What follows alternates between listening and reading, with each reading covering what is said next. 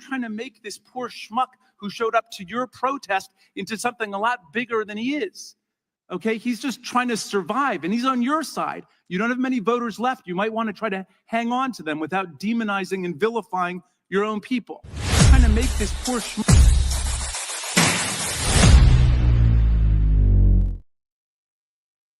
January 6th, was it a setup? That's the question.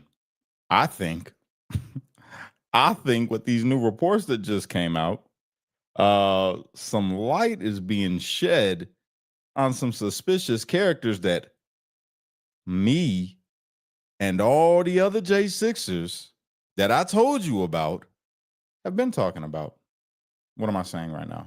What am I even talking about, right? Here. Let's just watch this. Okay? That's what I want us all to do. And exactly were they doing? And in fact, some of them, as we learned from this report, entered the restricted area, went into the Capitol. Were they inciting anything? Mm-hmm. Were they enticing anyone to go with them? I really would love to know what exactly they were saying to the people in the groups that they were part of. I also think it's interesting that this report comes out the day after Chris Wray resigns. It seems to me that he may not have wanted to contend with the questions that, of course, are going to emerge from everything that we're learning today. And the other point I'd like to make is something that David Spunt just raised, where he said that Matthew Graves, who's the U.S. attorney here in Washington, D.C., did not prosecute any of those confidential human sources, spies, that did enter the Capitol that day. And his office, Graves' office, did put out a statement and said that they did not generally prosecute anyone who just went into the Capitol and didn't commit other crimes. My question there is, what does generally mean? How did they make those decisions? And why weren't those particular paid spies part of that group? The 23 confidential human sources, just reading through this, Carrie, 3 of them entered the Capitol during the riot. An additional 11 entered the restricted area around the Capitol, to your point. Based on what we have learned so far in the details of this report, how would you characterize the findings? Well, it's very interesting. I think it's especially interesting given that people who some of them were just, I think, internet sleuths and the like, have been talking about this for years. And it was only, I think, a couple of years ago that a DOJ attorney in court made the admission that some of these people were present that day. But if you remember, anyone who even raised the possibility that they were paid FBI spies, part of what happened, who were part of what happened on January 6th, they were deemed crazy, conspiracy theorists, and the like. Now, look, confidential human sources are a law enforcement tool that are used in all kinds of situations. And we know that some of these people were apparently part of the Proud Boys and Oath Keepers. But again, why so many? What were they doing? What were the conversations they were having? And if they were, in fact, according to the IG and the FBI, not authorized to be there, then why weren't they prosecuted like everybody else who were prosecuted for similar issues? On that point, you and I were talking about this off camera. So far, as of August, 1,488 people who were there on January the 6th have been charged with some sort of an offense. 894 of those people have pled guilty to various offenses. 288 pled guilty to felonies. 606 pled guilty to misdemeanors. Yet none of these confidential informants were charged with anything. That's so strange. Right, so you have to wonder, what were the conversations that were happening behind the scenes? And something else that came out in this report was that the confidential human sources, apparently the information they were providing to the FBI was no different than what everyone else was providing. Like, hey, January 6th, there might be some violence, there might be a thing. So there wasn't any, apparently it sounds like there wasn't anything special that they were revealing. And, you know, again, the questions are, what were those confidential human sources who were, quote, not encouraged or directed to be there by the FBI? What were they saying to the other people in their groups? And the reason I keep raising that is because if, in fact, there were conversations occurring like, hey, let's go in there, let's do that, let's do this. You know, entrapment is a defense. You know, if a government agent induces you to commit a crime, a defendant can raise that in the court of law and say, look, I was tracked into doing something. I was enticed into doing something by the government I otherwise wouldn't have done. Now, the government's response based on this report would probably be, well, they weren't authorized by the government to be there at the time. But then, of course, a question for a judge would be, well, could they have been perceived still as an agent of the government, given that they were, this confidential human source? What did the defendant know about them and their role at the time?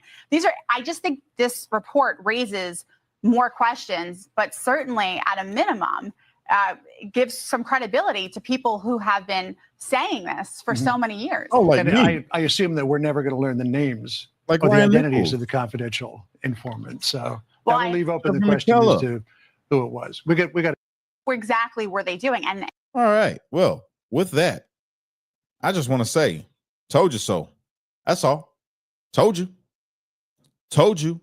Y'all said we was crazy. Called us liars. Said we were making things up, not living in reality. All types of stuff was said. It came out. I mean, we were telling the truth. I'm not shocked. I'm not shocked one bit. Just want to pull this up real quick so you guys can see. Where is it? Bookmarks. Check this out. I mean, you heard what old Raskin said right in the beginning, right? Well, this guy right here. Hold on. This guy. We've been talking about this guy. This guy. We need to go into the Capitol. Into the Capitol. We need to go into the Capitol. Into the Capitol. We need to go into the Capitol. That was Ray Epps. Mr. This was the night before what you just watched. That was the night before January 6th. That was January 5th. And on the day of, he is seen being one of the first people next to that crazy old lady that I was talking about yesterday and today on X. If you didn't watch that, you probably should. I didn't put it on here or on YouTube and Facebook because I was clowning. But yeah, this guy was there the next day, whispering in my bro's ear, telling him to wait for his mark, and no charges filed up until after everybody raised hell, calling him out. And you know what's even more strange? My man Ryan Nichols, people talk so much shit saying he's tripping. That man scoured through evidence, scoured through discovery, and made observations that a professional investigator wasn't going to make. And he was right. He was right the whole time. Shout out to Ryan Nichols. You was right. All of you, all of us, we was right. They only named 26. I find it strange that group Patriot Front, they're not working no more. They said that they're done. All this after dude resigns. That's strange. That is really strange. Ray Epps. I can't wait to see what's going to come out about Ray Epps, you guys. And they hit a good point. They said that it could be entrapment. You know who was saying that it could have been entrapment? All of us that was locked up in DC DOC, saying that they was entrapped, having proof of confidential informants inside of their telegrams, inciting them to go to January 6th. Yeah. They were on the ground that day outside at the Capitol, instructing people on what to do, where to go. But we're crazy, right? We're crazy. Well, feels good to be crazy, y'all. That's all I can say. All of this stuff coming to light, it feels good to be crazy. So, this was going to be a quick live. I didn't plan on coming live right now. I threw my back, my shoulder underneath, right by my spine, and in between that, I pulled a muscle and it hurt so bad. But I had to come on here and just talk about this real quick for you guys. We was right. Free to Jan.6's, man. Free to Jan.6's. That is all. With that, I leave. I appreciate you guys. If you haven't, if you're watching me on X, can you please go over to my YouTube, make you a channel? I see a couple people already have. I see you in the comments. Go and like my page, please. Subscribe. This is how I pay my bills, because as a January 6er, there ain't no job. Can't get a job. not because I'm a felon, because I'm a January 6th and I'm black. So this is what I do. I create content.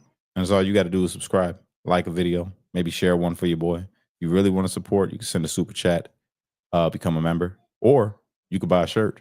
Got a bunch of those. Ones like this. You know? That's all I got. I'm out of here. Catch y'all on the next one. Peace.